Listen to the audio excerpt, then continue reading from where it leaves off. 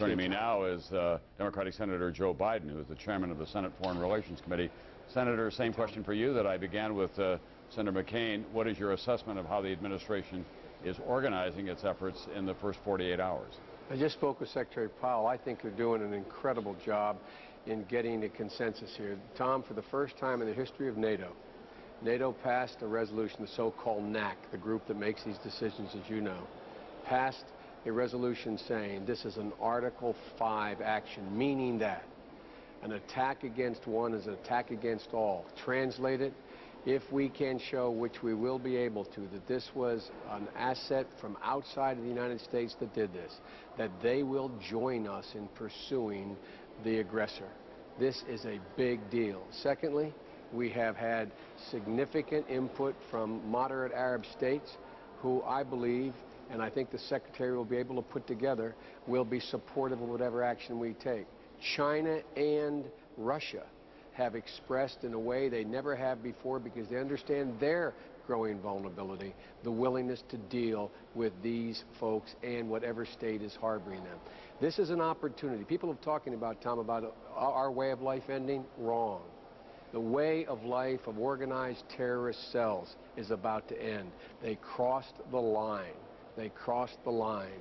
And the civilized world, I predict you, is going to respond, and I compliment Secretary Powell on beginning this organizational effort. Senator Biden, I remember very well on the eve of Operation Desert Storm in the Senate, there was a very spirited debate and a very close vote about whether the Senate would support then-President George Bush the 41st in his efforts to get Iraq out of Kuwait. Do you expect anything like that kind of divisive debate?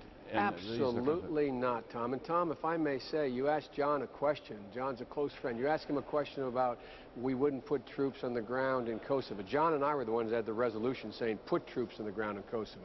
This is not Kosovo. The American people have been attacked. There will be overwhelming support. The military understands. The people understand. I would be dumbfounded if a single person would argue against using military ground forces if that is deemed to be necessary. And this military operation, as Senator McCain and others have indicated today, the American public has to be aware of the fact that it could go on for some time. Yes, well, by the way, it may go on sporadically, but Tom, we have an opportunity here, if we do this well, and I think we will, to actually unite the world in dealing with this, so we can begin to end the possibility of large-scale terrorist organizations having the succor and support of other nations. I mean, everybody has to understand. For example, the Pakistanis have to understand they got to pick sides now. Everybody's got to pick a side, Tom. Off the sidelines, period. And I think that's going to happen. This has never happened in the whole second half of the 20th century. This is a seminal moment. And I think every once in a while, Tom, some group, some individual, some nation goes so far that they crossed every line.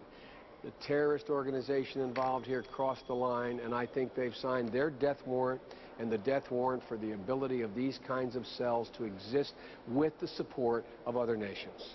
Thank you so much, Senator Joe Biden, who is the chairman of the Senate Foreign Relations Committee under the new reorganization in which the Democrats have the majority, reflecting some of the passion that is felt across party lines tonight. There was a memorial service tonight